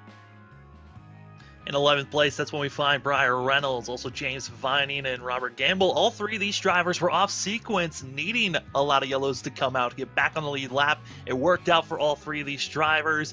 Then you fall back to 14th position where Ryan Bloom is. And for Ryan, he was one of the drivers battling for a top 10 finish when we were under green flag racing, but penalties hurting this 25 machine. And Sean Breisman, we got to see the replay. He was aiming for 6th place, slipped, and could not finish until he got across the line, 15th place. Toby Ritter's another driver who was aiming for a top 5 finish, but issues under green flag pit stops, found himself 1 lap down with Dan Lather. Kevin Smith, our pole sitter, back to 18th place after being caught up in that late incident for himself. And Eric Cooper in 19th, and David Applegate going to be getting 20th position.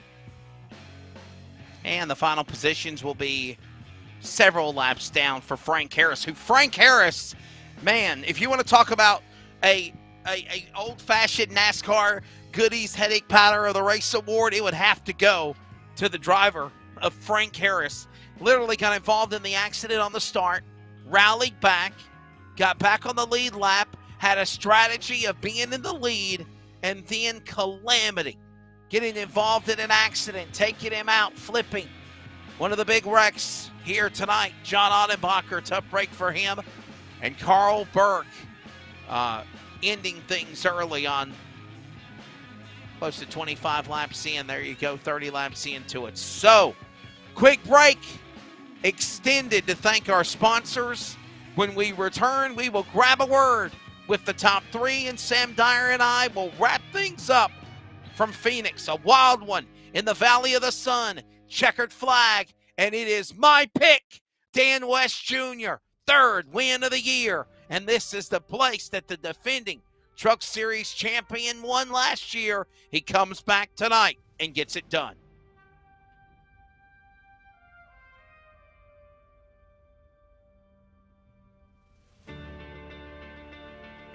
Every customer, every single time, needs to get our very best.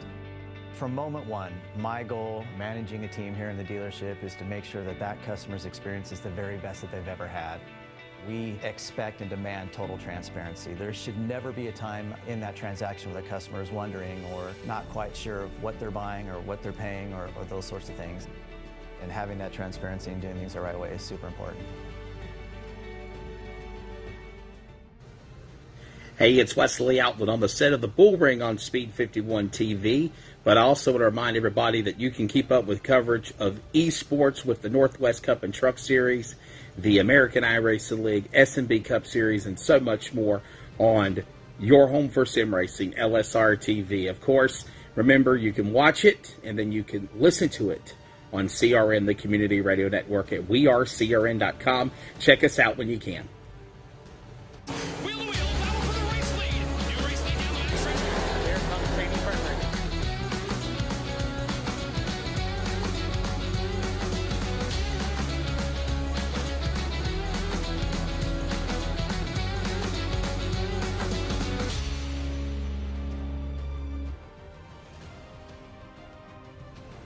Hey, it's Wesley Outland on the set of the Bull Ring on Speed 51 TV.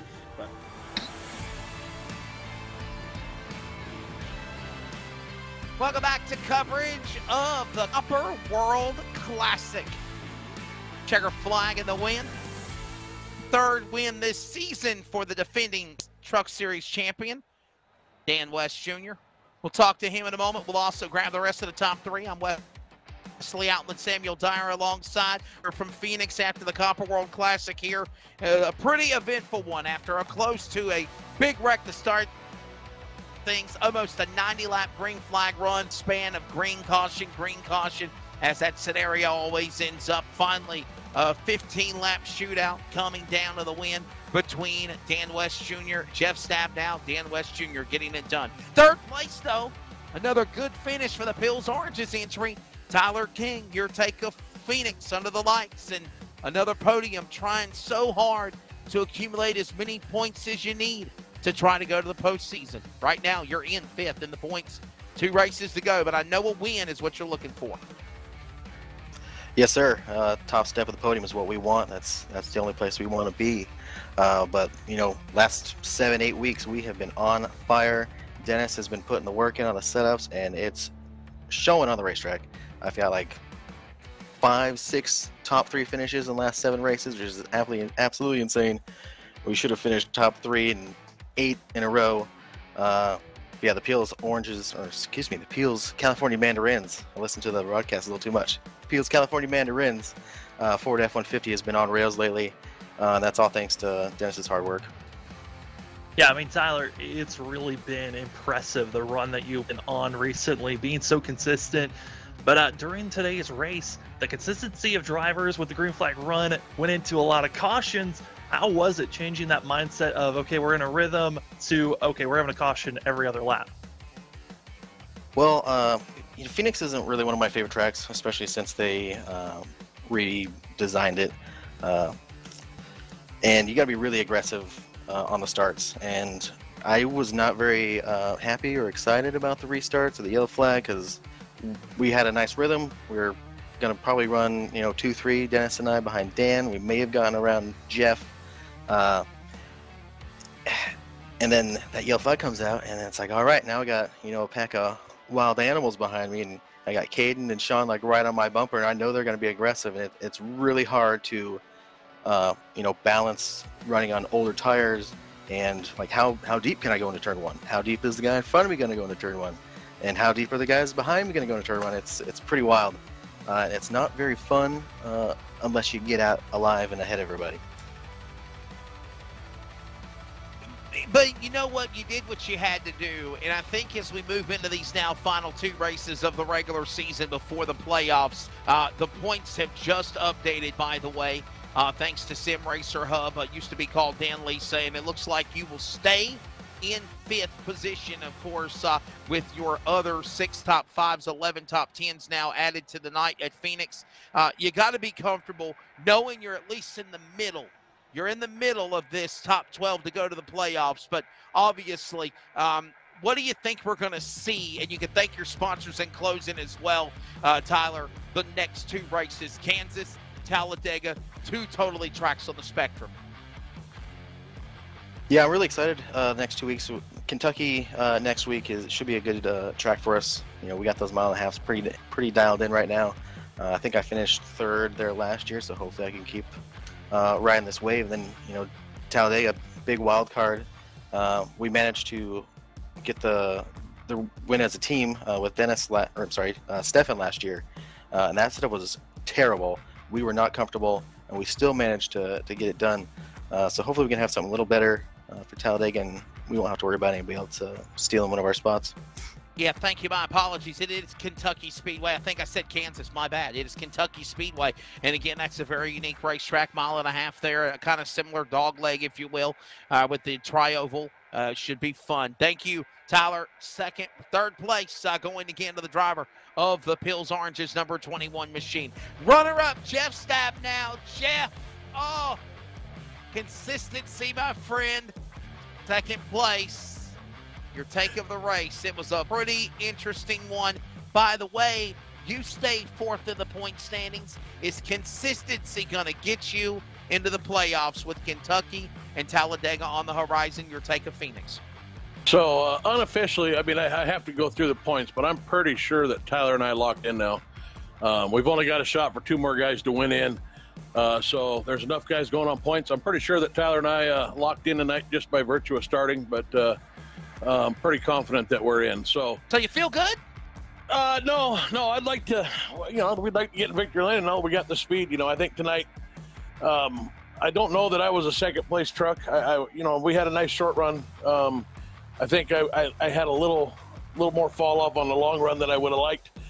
Those Beaver State guys, they got that locked in, man. Their sets are good on the long run. I think we had them on the short run, so those cautions were advantageous to us.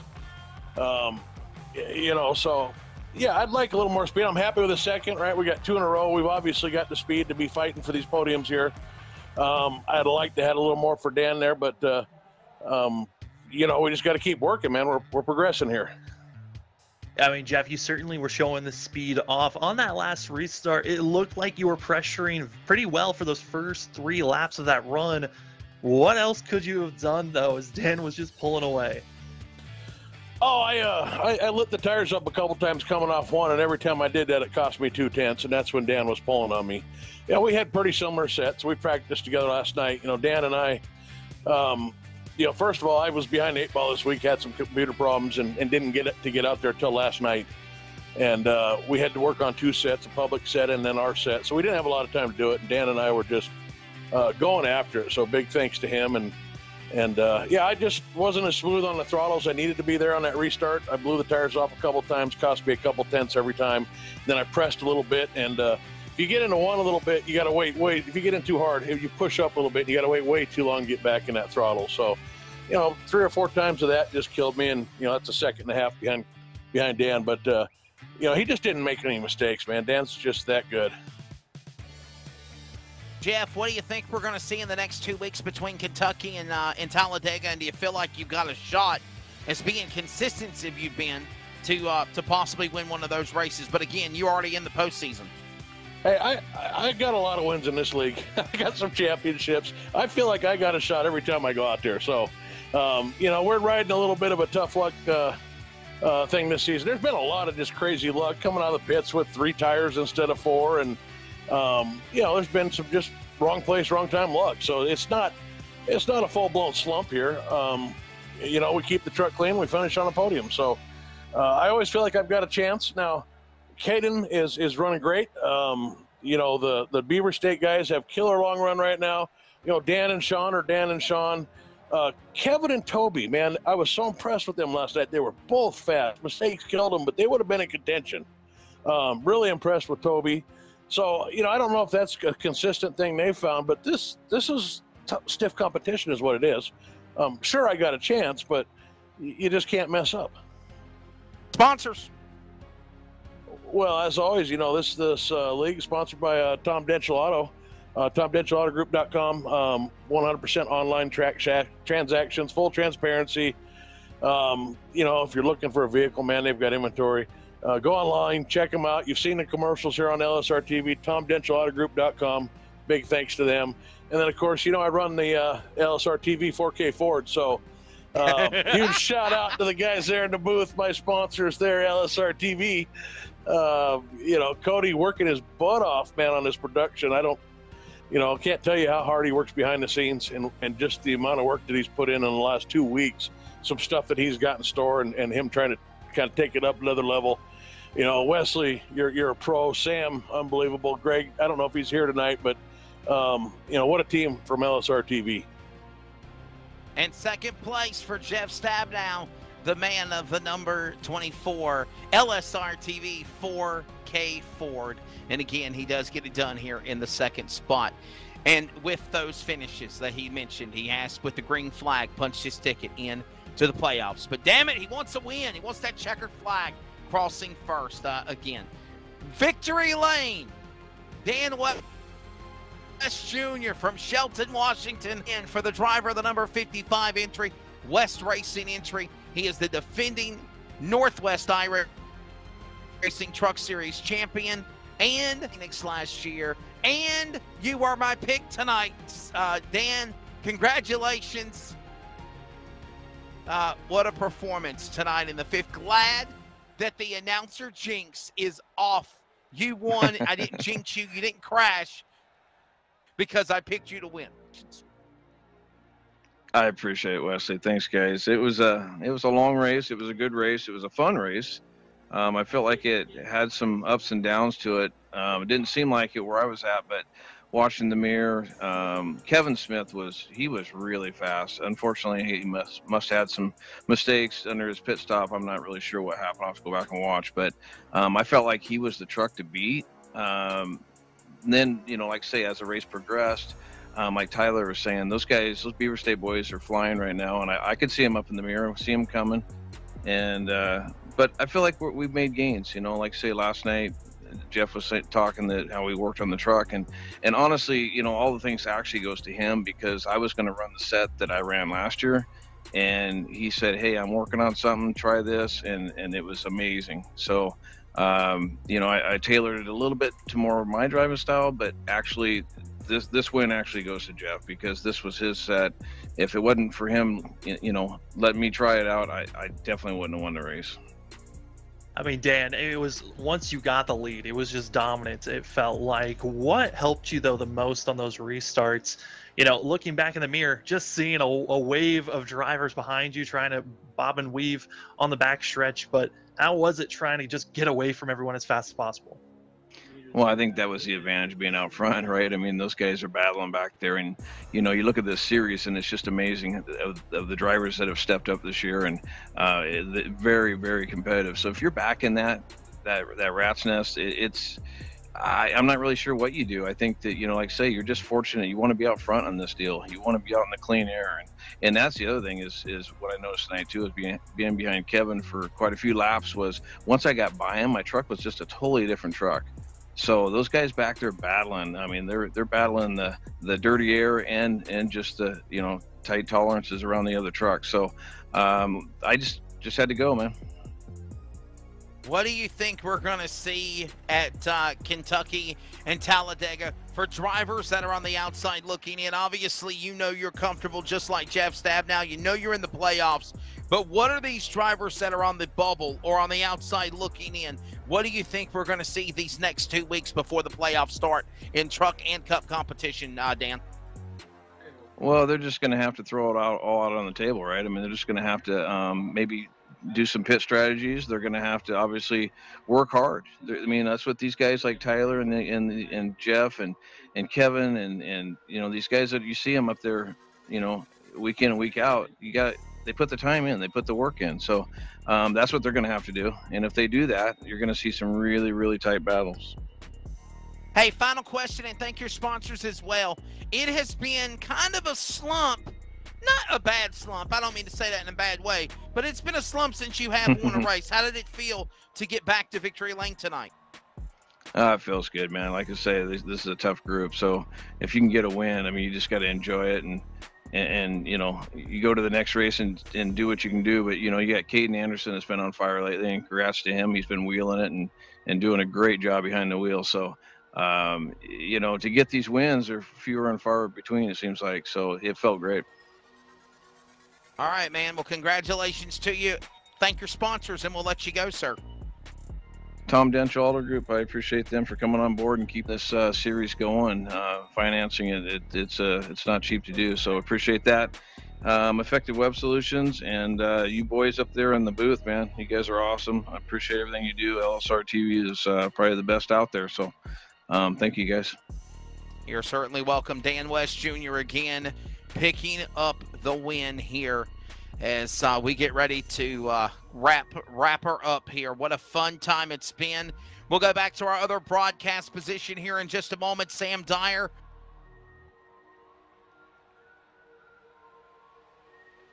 And, wow, getting ready to wrap things up here. We'll give our retake of everything that's going on as we are getting ready to be preparing for what should be a wild 2 races. Kentucky, Talladega, all on the way as I believe we are ready to come back to our broadcast position here and wrap things up for you from tonight's race at Phoenix Raceway. Just some of the new samples of some of the work that we are working on to enhance, as Jeff Stabnell said, the broadcast experience on LSRTV as well as for coverage of the Northwest iRacing Cup and Truck Series and some other things upon the horizon as well.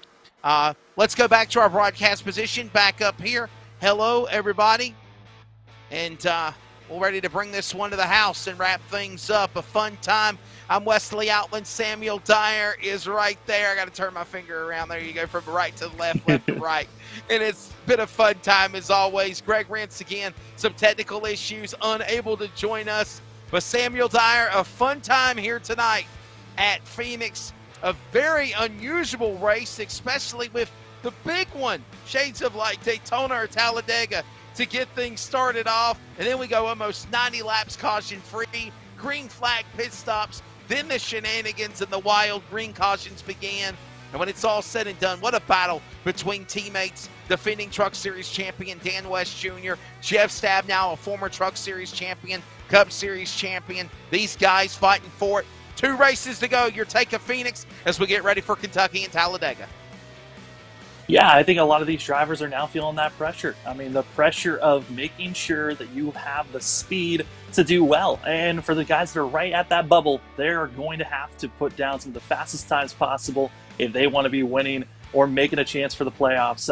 Especially, I think, Talladega, going to be the wild card for a lot of the drivers that are outside of our top 12 in points and are needing a win. That's when we're going to be seeing really the biggest moves for themselves. Suffice to say, the pressure mounts for sure, as these drivers now have just 2 races, the penultimate race of the regular season for the Season 8 of the Northwest iRacing Truck Series presented by Tom Denchel Automotive Group is next Monday for the Cup. Trucks Wednesday night from Kentucky Speedway. My apologies. I kept saying it was Kansas. We're not in Kansas anymore. We're going to the Bluegrass State, Kentucky, and then it's all out to Talladega. It should be fun. By the way, congratulations to some drivers that have punched their ticket into the playoffs. We talked to Dan West Jr. We know that Caden Anderson's in. We know that, of course, Sean Brightsman is gone and pushing his ticket in is from the drop of the green. Jeff Stabnow too. But again, you hear that intensity. They want to win. It's not just a matter of wanting to go in, Samuel Dyer, by points. They want to win. They want that checkered flag. You can feel that passion in the vocal cords of Jeff Stabnow when we ask him, how do you feel going to the playoffs? I'm in the playoffs, but I want to win. I want to win. Yeah, the pressure is there. I loved what I heard from Dan, right? Talking about the fact that drivers are stepping up. I mean, you've got the Beaver State guys. They have really picked it up a lot week after week, and it makes things a lot more exciting because we're starting to see almost every team that are setting up to be in the playoffs, they are starting to hit their marks right at the perfect time, the playoffs right around the corner. This is just a little sample of what is to coming here on LSRTV. Proud to be your home of sim racing, as well as those that are listening on the enhanced broadcast on the Community Radio Network. Of course, can't change anything for radio. Radio is, of course, pictures is on LSRTV, but you have to paint a picture for the broadcasters on radio. And we do hope you, as always, join it. We are CRN.com. Tomorrow night, JV football, as I mentioned, Cardinal Gibbons hosting Clayton. Friday night, Greensboro, Grimsley hosting Clayton. We'll have those games for you. 6:30 tomorrow night, 7 p.m. Friday Eastern time. Samuel, I'm going to miss working with you Friday night, bud, because I have real football obligation broadcasts that I got to do, so I can't do the LTAC Racing League. That's the next broadcast on LSRTV. But yes, back to the enhanced coverage. This is just a little sample, a little teaser, if you will, of things we're working on. We're working on some possibly in-car videos of grabbing drivers during cautions, grabbing the drivers, having them, seeing them on set with the top 3 post-race interviews, and a whole bunch of other cool things, bells and whistles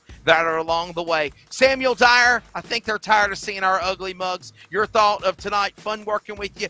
Hey, Greg Rentz couldn't have been here tonight. He was literally signing in. Something messed up, some technical error, and he was not able to join us, but I'm glad you were able to step in. It was going to be a 3-man team anyway. Your take of tonight at Phoenix.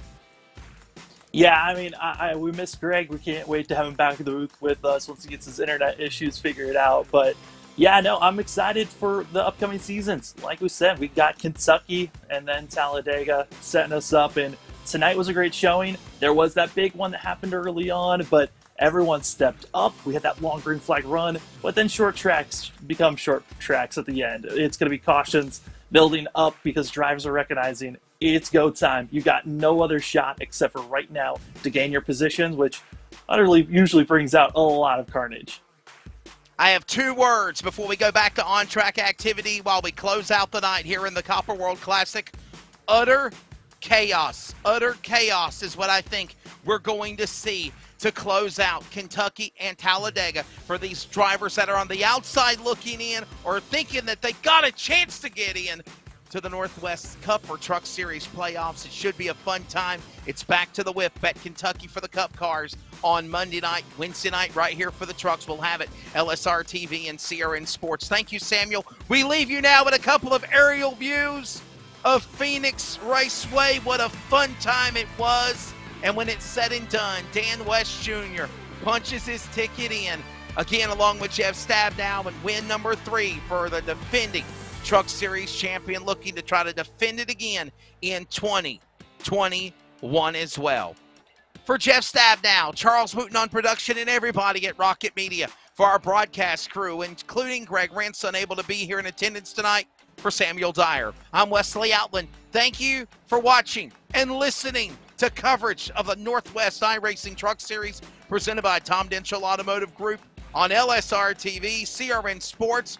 God bless you all. Keep on praying for America.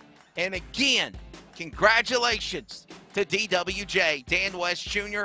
We will see you and hear you next Monday night as we continue the road to a championship of the Northwest Cup and Truck Series.